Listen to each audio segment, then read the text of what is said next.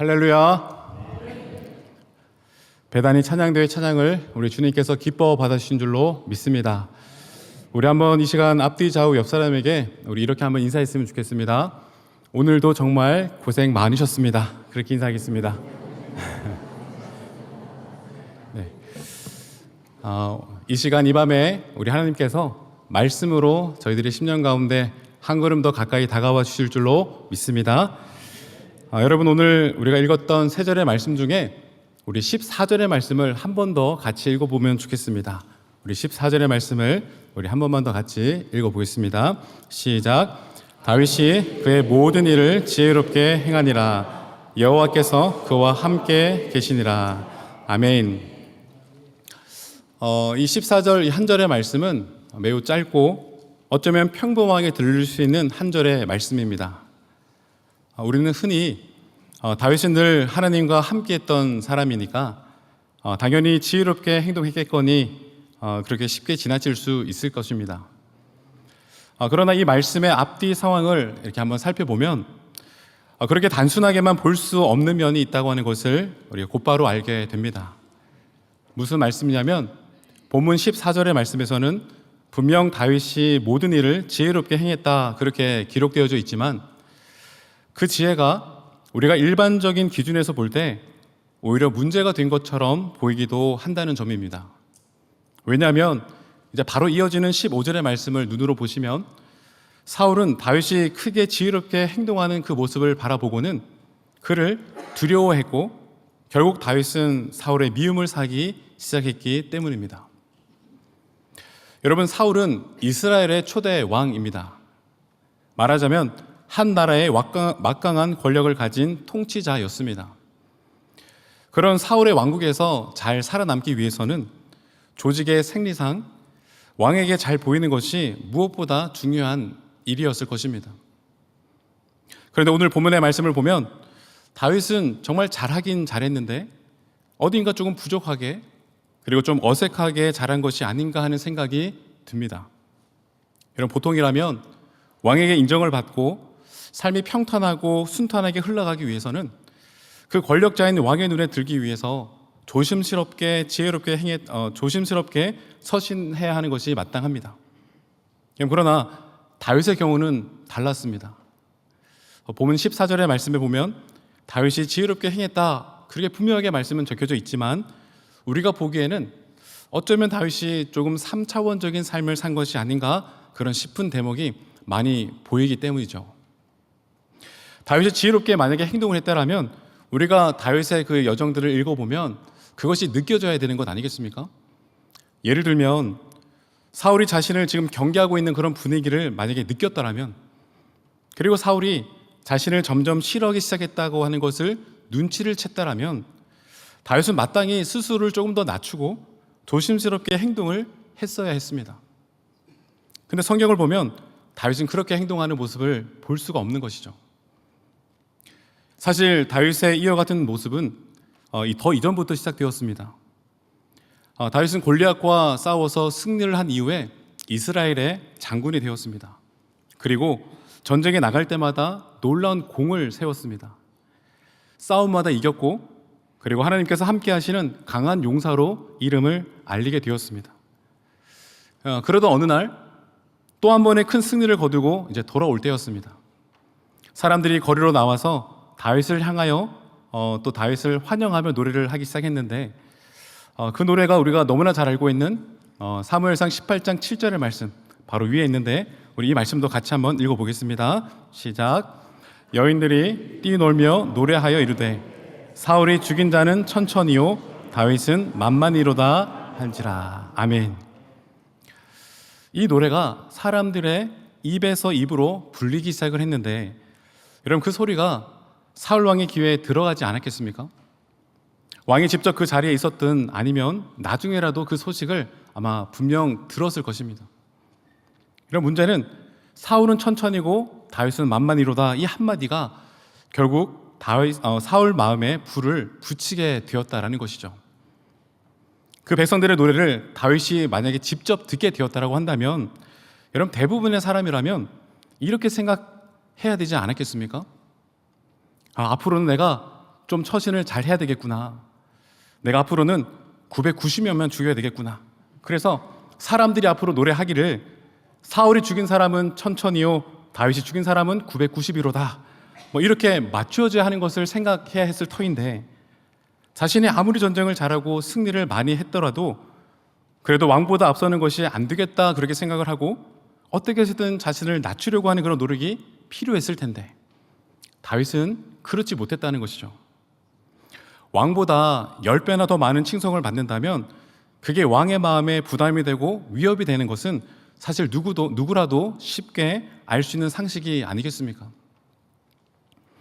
여러분, 저희 영락교회는 참 감사하게도요, 우리 김윤성 목사님께서 워낙 설교가 어나더 레벨이기 때문에 이런 걱정을 할 일이 전혀 없습니다만, 하지만 여러분, 일반적으로 우리 담임 목사님이 계신데 이제 부목사님의 설교가 너무 좋고 너무 잘하시면 그게 과연 지혜로운 일인가 아닌가 좀 헷갈릴 때가 있다라는 것이죠. 여러분, 한번 상상을 해보십시오. 담임 목사님과 부목사님이 이렇게 나란히 길을 걷고 있는데 어디선가 성령님들이 달려와서 막 이렇게 얘기를 하는 겁니다. 목사님 설교에 너무 은혜를 받았습니다 라고 얘기하면서 옆에 있는 부목사님의 손을 덜썩 잡는다고 한다고 한번 상상을 해보십시오. 그 순간 아무리 신앙이 깊은 담임 목사님이라도 하셔도 마음 한쪽 구석이 살짝 묘해지지 않겠습니까? 상당히 난처하고 애매한 상황이 되어진다라는 것이죠. 그러니까 지금 다윗이 꼭 그와 같은 격이었다라고 말씀할 수 있는 것입니다. 조직 안에 몸을 담고 있으면 왕 밑에 신하로 있는 그런 입장이라고 한다면 지혜롭게 행동을 했었어야만 했는데, 예를 들면 여러분 전쟁에 나갔을 때도 그렇습니다. 사울 왕의 눈치를 좀 살폈어야 하는 것이죠. 그래서 왕을 딱 살피다가 사울 왕이 한 10명 정도 죽이면 그때 1명 정도 딱 죽이는 뭐 그렇게 자기가 너무나 튀지 않도록 조절하면서 항상 왕을 높여주는 그런 태도를 보여주었어야만 하는데, 문제는 다윗이 그것을 잘 몰랐다라는 것입니다. 물론 다윗이 일부러 그렇게 한 것은 결코 아닐 것입니다. 지나치게 뛰어난 모습, 지나치게 빛이 나는 모습이 오히려 사울에게는 큰 부담이 되었고 결국 다윗 자신에게도 고난의 원인이 되었던 것입니다. 이전에도요, 사울은 다윗에게 단창을 던져가지고 정말 실제로 죽이려고 했던 적이 있었습니다. 여러분, 이미 이 정도까지 왔던 상황이라면 다윗이 그때도 눈치를 챘었어야만 하는 것인데, 또한 사울 옆에 있는 측근들의 그런 눈치만 봐도 지금 분위기가 좀 좋지 않구나, 이쯤에서 좀 자제해야 되겠구나, 이렇게 생각하는 것이 마땅했을 터인데, 그런데 우리가 보기에는 과연 이 다윗의 행동이 정말 지혜롭다고 말할 수 있을까 하는 그런 의문이 들 수밖에 없는 것이죠. 그리고 우리가 앞선 13절의 말씀에도 보면 사울이 또다시 다윗을 불러다가요, 군대장이었던 다윗을 천부장으로 강등시킨 것 아니겠습니까? 여러분, 그러면 그때라도 조금 정신을 똑바로 차려가지고 생활을 했었어야만 했는데, 천부장이 되어서도요, 다윗은 그 자리에서 또 얼마나 열심히 일했는지 모릅니다. 또 이기고 계속해서 칭찬을 받아갔다는 것입니다. 오늘 말씀에 다윗이 지혜롭게 행했다고 성경은 적고 말하고 있지만, 그러나 정작 그의 행동을 보면 어딘가는 조금 답답해 보이는 부분이 많이 보인다는 것입니다. 사실 다윗의 이런 모습은 이제 이후에 다윗이 사울을 피해 도망자 이야기에서도요, 굉장히 비슷한 모습을 계속 발견할 수 있게 되어지는데, 다윗은 사울에게 쫓기게 되는 신세가 되었습니다. 왕에게 미움을 받았고 목숨을 위협받았으며 그래서 광야로 떠돌게 되었습니다. 그런데 그런 와중에 다윗은 사울을 죽일 수 있는 결정적인 기회가 2번 있었습니다. 먼저는 다윗이 엔게디 굴 속에 숨어 있었을 때였습니다. 마침 사울이 아무것도 모른 채 그 굴 안으로 들어온 것이죠. 그래서 사람들은 그렇게 생각했습니다. 하나님이 주신 기회다라고, 완벽한 찬스다라고 주변의 사람들은 그렇게 얘기를 했습니다. 그런데 다윗은 그런 완벽한 찬스, 기회처럼 보였던 그 자리에서 사울을 죽이지 않았습니다. 너무나도 갑작스럽기도 했고 무엇보다 마음 한켠에 뭔가 꺼림직한 감정이 있었던 것 같습니다. 그래서 칼로 사울의 그 옷자락만을 살짝 베어다가 결국 그를 돌려보냈죠. 그리고는 다윗이 멀찍이 서서 사울에게 이렇게 외칩니다. 24장 10절 이하의 말씀인데요, 내가 이렇게 저렇게 해서 당신을 죽이지 않고 보냈다라고 얘기를 하는 것입니다. 그 말을 들은 사울은 감동을 받게 되었고요. 내가 잘못했다고, 앞으로 내가 너를 다시는 뒤쫓지 않겠다라고 그렇게 다윗에게 약속을 하고는 그리고 돌아가는 사건이 있었습니다. 여러분, 그런데 얼마 지나지 않아서 사울의 마음이 또다시 요동치기 시작했다는 것이죠. 사울은 다시금 마음이 변해서요, 무려 3,000명이나 되는 자신의 군사들을 이끌고 다윗을 잡으려고 왔습니다. 그리고 광야에 진을 치고 이제 잠을 잘 때였습니다. 여러분, 그 상황에서 다윗은 자신의 부하 한 사람만을 데리고 그렇게 군사들이 많이 집결되어 있는 그 진영 안으로 몰래 들어가는 시도를 했습니다. 여러분, 생각만 해도 굉장히 위험한 상황 아니겠습니까? 그런데 다윗은 사울이 자고 있을 법한 그 진영 가장 중심으로 그 부하 한 사람과 함께 몰래 들어가게 된 것이죠. 이 3,000명이라고 하는 숫자가 결코 작은 숫자가 아닙니다. 우리 본당 1층, 2층 만석이 되었을 때 한 2,000명 정도 된다고 하거든요. 우리 본당 정 가운데 다른 사람에게 들키지 않고 몰래 가운데 온다고 하는 것 결코 쉬운 일이 아닐 터인데, 그런데 그것보다 더 많은 숫자가 지금 광야 한복판에서 모여서 잠을 자고 있다라고 상상을 한번 해보십시오.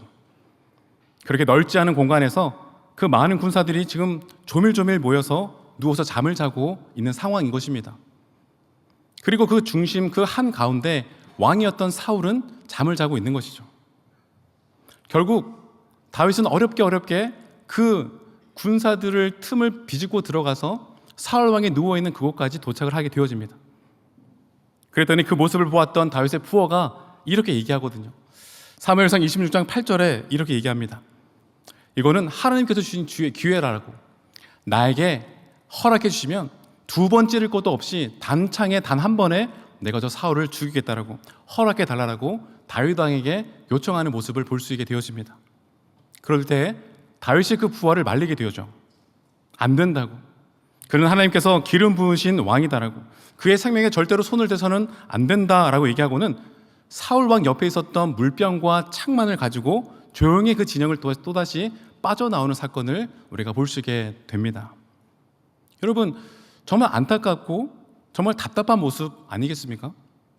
처음부터 다윗을 죽일 생각이 없었다고 한다면 애초부터 들어가지 말았어야 되는 것 아니겠습니까? 그것도 자기 혼자만 위험한 것도 아니고요, 멀쩡한 부하까지 데리고 그렇게 힘겨운 위험한 곳에 지금 들어가서 고작 한다고 하는 일이 물병과 창만을 가지고 나온 것 아니겠습니까? 여러분, 3,000명이 동시에 모두가 잠이 들었다고 하는 것도 생각해보면 굉장히 어려운 상황이라고 할 수 있습니다. 그렇게 많은 사람들이 모여서 잠을 자다가 보면 어느 누군가는 불편해서 잠을 설치고 깨는 사람들이 왜 없었겠습니까? 그 중에 만약에 어느 한 사람이 그 진영 안으로 들어가고 있는 다윗과 그 부하를 발견하고는 누구냐라고 만약에 소리를 쳤다라고 한다면 아마 그 순간 정말 큰일이 났을 수도 있는 상황인 것이죠. 여러분, 이처럼 그렇게 위험한 상황을 지금 다윗과 그의 부하 둘이서 뚫고 그 깊숙한 곳까지 들어갔는데 결국 죽이지 않고 나왔다면 과연 무엇 때문에 그곳까지 그 위험을 무릅쓰고 들어갔는가라는 생각을 할 수밖에 없는 것 아니겠습니까? 무엇보다 여러분, 그때 함께 따라갔던 그 신하의 마음, 그 부하의 마음은 어떠했겠습니까? 아마 속으로 이렇게 생각했을 수도 있을 것 같습니다. 고작 저 물병 하나 가지고자 나를 이렇게 위험한 사지로 나를 몰아냈던 것인가 라는 아마 그런 생각을 했을 수도 있을 것입니다. 다윗의 그와 같은 결정과 행동이 도무지 이해를 하지 못했을 것이다 라는 것입니다. 정말 지혜로운 사람이었다면 그렇게 합리적이지 않은 행동을 절대로 하지 않았을 것입니다. 애초에 들어가지를 말았거나 아니면 위험을 감지하고는 더 먼 곳으로 도망을 쳤을 것입니다.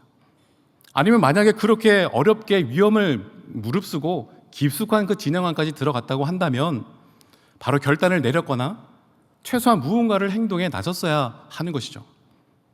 그런데 다윗은 그렇게 힘들게 들어가 놓고는 아무 일도 하지 않고 단지 물병 하나만 들고 조용히 나왔다는 것입니다. 여러분, 이 모습은 우리가 보기에 지혜와하고는 참으로 거리가 너무나 먼 행동을 지금 다윗이 하고 있는 사실을 보여주는 것 아니겠습니까? 여러분, 이 뒤에도 이와 같은 비슷한 일들이 참 많이 있습니다. 아들 압살롬이 반역을 일으켰고 결국 전쟁이 일어났을 때였습니다. 쉽지 않은 싸움 끝에 다윗은 승리를 하게 되었고요, 전령이 그 승전보를 가지고 다윗을 찾아왔을 때 다윗이 그 전령에게 이렇게 물었습니다. 우리가 전쟁에서 이겼느냐 졌느냐 이것을 물어본 것이 아니고요, 내 아들 압살롬이 살아있느냐 죽었느냐 이것을 물어보았습니다. 전령이 압살롬이 죽었습니다 라고 얘기하자 다윗은 그 자리에서 엉엉 울기 시작했던 모습을 우리가 볼 수 있게 되어지는데요, 사무엘하 18장 33절의 말씀, 우리 다 같이 화면을 보시고 한번 읽어보도록 하겠습니다. 시작. 왕의 마음이 심히 아파 문 위층으로 올라가서 우니라. 그가 올라갈 때에 말하기를 내 아들 압살롬아, 내 아들 압살롬아, 차라리 내가 너를 대신하여 죽었다면 압살롬 내 아들아 하였더라. 아멘. 지금 뭐라고 얘기하고 있습니까? 내 아들 압살롬아, 차라리 내가 너를 대신해서 죽었더라면 얼마나 좋았겠는가, 이렇게 울고 있는 다윗 왕의 모습을 보여주고 있는 것 아니겠습니까? 여러분, 이럴 거면 뭐하러 전쟁을 했을까라는 질문이 생기게 되지 않겠습니까? 문제는 그동안 왕을 위해서 정말 목숨 걸고 싸웠던 그 부하들, 그 병사들은 기쁨의 그 승전보를 가지고 돌아왔는데 다윗 왕이 저렇게 슬퍼하고 있는 그런 모습을 보니까 여러분, 그들의 입장은 또한 어떠했겠냐라는 것이죠. 왕을 기쁘게 해드리기 위해서 열심히 목숨 걸고 싸웠더니 오히려 더 왕이 슬퍼하고 울고 있는 그런 모습을 볼 때 승전보를 전했던 백성들은 마치 패전한 병사처럼 굉장한 무거운 마음으로 집으로 돌아갔을 것이다 라는 것입니다. 여러분, 그래서 참다 못해 오죽하면 이 요압 장군이 다윗에게 항의를 하지 않습니까? 왜 우리를 이렇게 부끄럽게 합니까? 이 모든 상황들이 얼마나 이해하기 어려운 상황이더냐라는 것이죠. 사랑하는 여러분, 우리가 생각하는 지혜와는 조금씩 다른 모습을 지금 다윗이 행하고 있는 모습을 볼 수 있게 되었습니다. 여러분, 그러나 그럼에도 불구하고 오늘 성경의 말씀에서는 분명하게 기록하고 있다는 것이죠. 다윗이 모든 일에 지혜롭게 행했다라는 것입니다. 왜 그럴까? 여러분, 그 이유는 다윗의 행동 기준이 분명했고 흔들리지 않았기 때문입니다. 사랑하는 여러분, 앞서 말씀드렸던 것처럼 다윗이 자신의 부하 한 사람을 데리고 사울이 있는 그 진영을 향해 나아갔을 때 여러분, 다윗의 마음은 처음부터 사울을 죽이기 위해서 그 진영 안으로 들어갔던 것이 결코 아니었습니다. 죽이려고 했는데 갑자기 마음이 바뀌어가지고 물병만을 가지고 나왔던 것이 결코 아니었다는 것입니다. 왜냐하면 그 진영을 밖으로 벗어나서 사울을 향해서 소리 지르며 얘기했던 그 다윗의 고백을 읽어보면 어떠한 마음으로 사울왕 앞에 갔든지를 잘 알 수 있게 되어지는데요, 우리 한번 사무엘상 26장 23절에서 24절의 말씀도 우리 같이 한번 읽어보도록 하겠습니다. 시작. 여호와께서 사람에게 그의 공의와 신실을 따라 갚으시리니 이는 여호와께서 오늘 왕을 내 손에 넘기셨으되 나는 손을 들어 여호와의 기름 부음을 받은 자 치기를 원하지 아니하였음이니이다. 오늘 왕의 생명을 내가 중히 여긴 것 같이 내 생명을 여호와께서 중히 여기셔서 모든 환난에서 나를 구하여 내시기를 바라나이다 하니라. 아멘. 여러분, 뭐라고 얘기하고 있습니까? 사울 왕이여, 내가 오늘 왕의 목숨을 살려준 것처럼 여호와께서도 내 목숨을 살려주실 것을 믿습니다. 그렇게 외치고 있지 않습니까? 여러분, 이 말은 무엇을 의미하는 것입니까? 여러분, 보통 사람이라면 그와 같은 상황 가운데 이렇게 외쳤을 것입니다. 내가 당신을 죽일 수도 있었음에도 불구하고 죽이지 않았으니 당신은 앞으로 나에게 잘해 주어야 됩니다. 아마 그와 같은 호소를 했을 것이다 라는 것이죠. 그러나 다윗은 절대 그렇게 얘기하지 않습니다. 말씀을 다시 한 번 더 잘 보시면 그는 사람 사울에게 요청하지 아니했고요, 오직 하나님 앞에 간구하고 있는 모습을 볼 수 있게 되지 않습니까? 하나님, 내가 오늘 기름 부음 받은 사람을 절대로 손대지 않았습니다. 그러니 하나님께서 나를 기억하시고 하나님께서 나를 긍휼히 여겨 주시옵소서. 여러분, 다윗은 처음부터 하나님께 자기 자신을 보여드리기 위해 그 진영 안으로 들어갔던 것이었습니다. 하나님께 내 마음의 중심이 어떠한지를 드러내기 위해 그 목숨을 걸고 그 적진 안으로 들어갔던 것이었습니다. 하나님, 나는 오직 하나님만을 의지합니다. 주님 앞에서만 행동하고 있습니다. 주님을 기쁘시게 하는 아들이 되어지기를 원합니다라고 하는 그 하나님 앞에서의 행동을 했던 그 다윗 왕의 모습을 우리가 볼 수 있게 되지 않습니까? 바로 이것이 다윗의 진정한 지혜였고 다윗의 힘이었음을 우리가 깨닫게 되어지는 것입니다. 여러분, 다윗의 지혜는 사람을 의지하지 아니하고 하나님께 모든 것을 맡기고 행하는 믿음에서 비롯된 것이었습니다. 세상 사람들은요, 흔히 지혜로운 사람을 이렇게 비교하고 얘기합니다. 나보다 조금 똑똑한 사람을 지혜롭다 여기고요, 나보다 기억력이 좋은 사람을 지혜롭다 생각하고요, 학벌이 좋으면 곧 지혜롭다 여기며 돈을 많이 벌면 그것이 곧 지혜의 증거다라고 생각을 합니다. 그러나 사람들 사이에서 비교되는 것이 진정한 지혜가 아닙니다. 여러분, 지혜는 하나님과 나 사이의 관계 속에서 말해지는 것입니다. 무슨 말씀이냐면 하나님과 나와의 그 거리가 바로 지혜인 것이지, 사람들과의 그런 차이가 지혜를 말하고 있는 것이 결코 아님을 오늘 말씀은 우리 모두에게 분명히 말해주고 있는 것입니다. 여러분, 우리가 이 땅을 살아가면서요, 더 많이 알고 덜 알고, 더 많이 기억하고 덜 기억하고, 더 많은 것들을 소유하고 덜 소유하는 것이 솔직히 이 땅에서 무슨 의미가 있겠습니까? 많은 분들이 이런 말씀을 하십니다. 젊었을 때는 차이가 크지만 70, 80이 넘어가면 다 평준화가 되어진다라고 얘기 여러분 많이 들어보시지 않으셨습니까? 70, 80이 넘어가면요, 그때는 얼굴이 아무리 예뻐도 예쁜 할머니, 미운 할머니가 없는 것이죠. 그때는 다 할머니다라는 것입니다. 80이 넘어가면요, 멋진 할아버지, 미운 할아버지가 아니라 그때가 80이 넘어가면 핸드폰을 손에 들고요, 핸드폰이 어디 있는지를 한참을 찾는 것이 우리의 모습 아니겠습니까? 사람의 지혜라는 것이 바로 그런 것과 같다는 것입니다. 오늘 성경이 우리에게 말씀하고 있는 다윗의 진짜 지혜 또한 단순히 머리로나 세상적인 능력에 있는 것이 아니었습니다.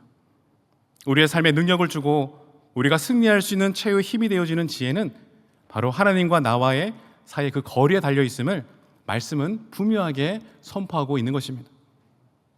다윗의 지혜, 우리가 흔히 생각하는 그와 같은 지혜하고는 너무나 많이 달렸음을 우리가 확인할 수 있게 되었습니다. 진정한 지혜란 하나님이 그 사람과 함께 하신다고 하는 것입니다. 하나님이 그와 함께 하시기 때문에 그 사람이 지혜로운 것이고요, 하나님과 가까이 동행하는 삶을 지금 살고 있기 때문에 그가 지혜로운 것입니다. 결국 하나님과 나 사이의 거리가 가까우면 가까울수록 그 사람은 지혜롭게 행동하는 것이고요, 삶의 크고 작은 문제 속에서도 승리할 수 있는 힘을 얻게 되는 것입니다. 사랑하는 성도 여러분, 이 시간 축복하는 것은 하나님과 여러분의 거리가 날마다 더욱더 가까워지는 인생 제일의 복을 누릴 수 있게 되기를 주님의 이름으로 축원합니다. 여러분, 그런데 솔직히 말해서요, 다윗이 주님과의 거리감을 좁히고 주님 앞에서 행동했던 그와 같은 지혜가 어떻게 보면 오히려 그의 삶을 더 불편하게 만들었던 것을 우리가 확인할 수 있게 되어집니다. 앞서 보았던 다윗이 주님 앞에서 최선을 다하면 최선을 다할수록, 주님 앞에 충실히 애를 쓰면 애를 쓸수록 그는 사울에게서 더 큰 괴로움과 핍박을 받게 되었습니다. 사울을 죽일 수 있는 기회가 있었음에도 불구하고 2번이나 그 기회를 흘려보내는 그 일들로 말미암아 다윗은 더욱더 쫓기고 고통받는 처지가 되었습니다. 또한 압살롬과의 그런 전쟁에서 승리한 이후에 기뻐하기는커녕 자신의 아들의 그 죽음에 애통해하는 그런 모습을 통해서 오히려 주변의 많은 사람들이 인정머리 없는 사람이라 여기면서 더욱 그를 멀리하는 일들이 생겨나게 되었습니다. 그런데 여러분, 다시금 곰곰이 또한 그와 같은 흐름들을 되돌아보면 이 또한 얼마나 고도의 전력이자 기술이었는지를 발견하게 되는 것입니다. 여러분, 만약에 다윗이 그 광야에서 사울을 죽였다라고 한번 생각해 보자라는 것이죠. 여러분, 그 순간 다윗의 마음은 이제 내가 더 이상 도망자 신사가 되지 않아도 되겠구나라고 하는 자유함으로 잠깐은 기뻐했을 수도 있을 것입니다. 여러분, 그런데 민심은 절대로 그렇지 않았을 것입니다. 아마 사울을 따랐던 많은 사람들이 다윗이 왕을 죽였다라고, 다윗이 왕을 암살했다라고 아마 그렇게 외쳤을 것입니다. 그러면 사울이 3,000명을 이끌고 다윗을 쫓아왔던 것이 아니라 이제 그때부터는요, 전 국민이 일어나서 배신자 다윗, 반역자 다윗을 규탄하면서 들고 일어났을 것입니다. 그렇게 되면 다윗은 이제는 더 이상 피할 길도 숨을 길도 없는 그와 같은 신사가 되는 것 아니겠습니까?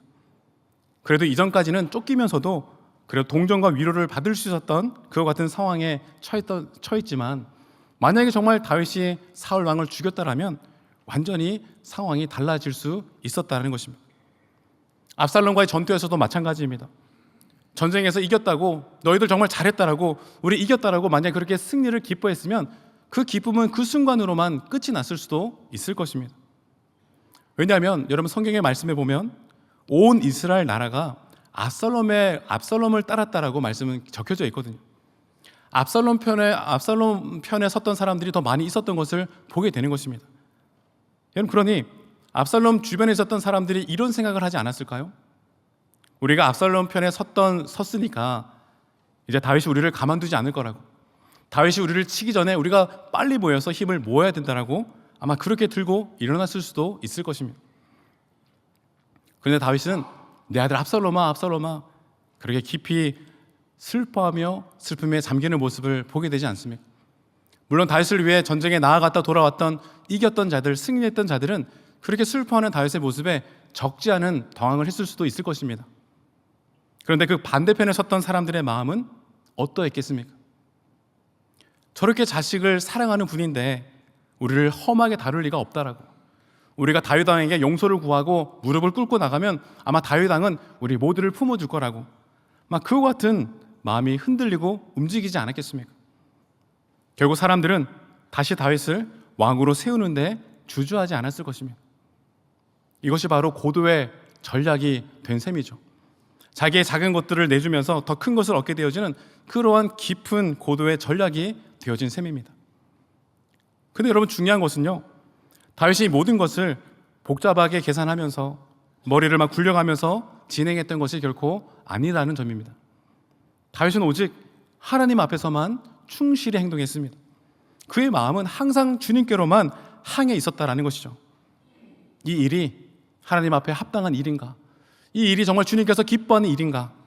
이 일을 지금 주님께서 지켜보고 계시는 것인가? 이 질문들에만 다윗은 집중했던 것이었습니다. 그가 주님만을 바라보고 하나님께만 충성했을 때 우리가 도무지 이해할 수 없는 고도의 전략들이 자연스럽게 그의 삶의 자리 가운데 이루어졌음을 우리는 볼 수 있게 된 것입니다. 사랑하는 여러분, 어쩌면 사람들이 말하고 있는 지혜롭다, 똑똑하다고 하는 것, 그리고 머리를 쓴다고 하는 것이 얼마나 어리석고 부족한 것인지를 우리는 분명히 알아야만 할 것입니다. 사람이 아무리 똑똑하고 지혜로워 봐야 결국 무엇을 할 수 있겠습니까? 오직 주님 앞에 겸손히 정직하게 주님 앞에 나아갈 수 있는 우리 모든 영락의 성도들 될 수 있게 되기를 주님의 이름으로 축원합니다. 여러분, 우리 예수 그리스도의 사역의 핵심이 바로 이것이지 않습니까? 유대인들은 십자가를 거부하고 이방인들은 미련하다고 여겼던 바로 그 길, 바로 그 십자가의 길입니다. 그러나 그 길이 어떻게 되었습니까? 그 십자가의 길이야말로 하나님의 능력이며 하나님의 지혜라고 말씀은 적혀져 있지 않습니까? 우리 한번 고린도전서 1장 25절의 말씀 같이 한번 읽어보기 원합니다. 고린도전서 1장 25절 읽겠습니다. 시작. 하나님의 어리석음이 사람보다 지혜롭고 하나님의 약하심이 사람보다 강하니라. 아멘. 사랑하는 여러분, 지혜와 능력과 은혜가 충만한 그 주님 앞에 더욱더 가까이 하는 그와 같은 놀라운 지혜가 우리 모두에게 회복될 수 있게 되기를 축복합니다. 여러분, 오늘날 사람의 지혜가 얼마나 많이 발달했습니까? 지식은 많아지고요, 기술도 엄청나게 발달을 해서 정말 별의별 것들을 지금 다 만들어내고 있는 그런 시대를 우리가 살아가고 있습니다. 근데 여러분, 그럼에도 불구하고요, 내일 날씨 하나 제대로 못 맞추는 것이 사람이지 않습니까? 내일 날씨 하나 정확하게 내일은 비 올 확률이 100%입니다. 그렇게 얘기하는 것 여러분 혹시 보셨습니까? 기상청에서 내일 비 올 확률 100%입니다. 저는 사실 95% 이상의 확률도 거의 본 적이 없습니다. 대부분 기상 예보에서 맑음 5%, 비 올 확률 90% 이렇게 얘기를 합니다. 왜일까요, 여러분? 기상청도 살아야 하니까. 온다고 했다가 안 오면 큰일 나지 않겠습니까? 그래서 만약을 대비해서 늘 몇 %로 늘 일기예보를 하는 것을 보게 되어지는데, 여러분, 이 몇 %라고 하는 것이 얼마나 얄궂은 말장난과 같은 것이겠습니까? 근데 여러분, 이 사람의 지혜라고 하는 것이 결국 그 정도밖에 못 미친다라는 것이죠. 그러니 사람을 믿고 사람의 길을 따라간다고 하는 것이 결국 우리를 그와 같은 위험한 상황에 노출시키는 것 아니겠습니까? 때문에 하나님은 다윗의 지혜, 곧 하나님을 의지하는 그 지혜를 이 시간 우리 모두에게 요청하고 계신 것입니다. 말씀을 정리하겠습니다. 성도에게 요구하시는 지혜도 마찬가지입니다. 삶의 위기 가운데 우리는 너무나도 쉽게 흔들립니다. 바람에 나는 겨와 같이 여기저기 눈길을 돌릴 수밖에 없습니다. 그런데 하나님께서 원하시는 지혜는 무엇이겠습니까? 그와 같은 위기의 상황 가운데서도 하나님과 나의 거리를 멀리하지 않는 것입니다. 항상 하나님과의 거리를 가깝게 유지하는 것, 바로 그것이 진정한 지혜이다라는 것입니다. 여러분, 다윗이 얼마나 그 어려운 자리에서 벗어나고 싶어 했겠습니까? 도망치고 싶었을 것입니다. 만약에 다윗이 온통 내가 어떻게 하면 저 사울에게서 벗어날 수 있을까? 여러분, 거기에만 매여 있었다면 사울을 죽이는 일은 문제도 되지 않았을 것입니다. 그러나 다윗은요, 늘 하나님을 생각했습니다. 늘 하나님과 자신을 떼어놓지 않고 생각했던 것이죠. 늘 바로 옆에 계신 하나님을 붙잡았고요, 늘 그 하나님께 물었고, 늘 주님 앞에서 행동하면서 그 주님의 마음을 품었다는 것입니다. 다윗의 모든 행동 속에 하나님을 붙잡았던 것입니다. 진정한 지혜는 내가 얼마나 더 하나님을 생각하느냐에 달려 있는 것입니다. 내가 얼마나 더 하나님을 부르짖고 있느냐, 그것이 지혜이다라는 것이죠.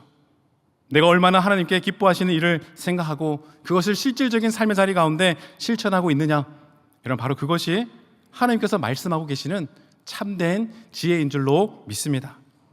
다윗이 사울을 살려주면서 보여준 그 모습처럼요, 하나님 앞에서의 선택이야말로 진정한 지혜가 되는 줄로 믿습니다.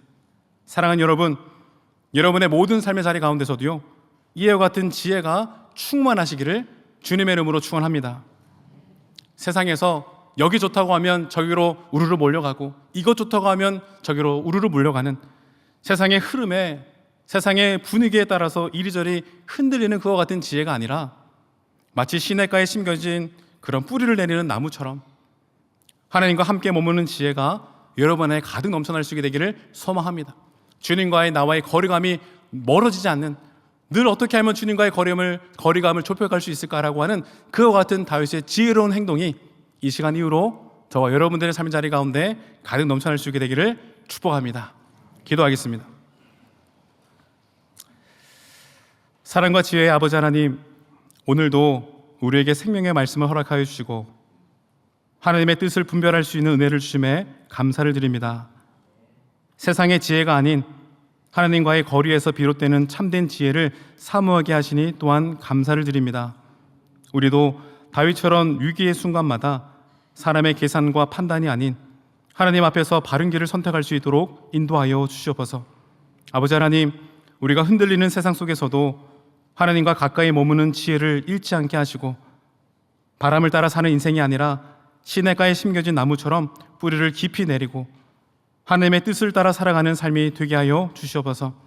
주님과의 거리, 그 거리를 좁혀가는 것이 우리의 진정한 지혜임을 깨닫게 하시고 매 순간 늘 주님을 생각하고 날마다 주님께 묻고 주님께 순종하는 믿음의 삶으로 우리를 인도하여 주시옵소서. 우리의 생각과 행동과 모든 걸음 속에 하나님께서 기뻐하시는 뜻이 이루어지게 하시고 그로 인해 우리 모두가 승리의 삶을 살아갈 수 있도록 인도하여 주시옵소서. 모든 것에 감사드리며 예수 그리스도의 이름으로 기도드리옵나이다. 아멘.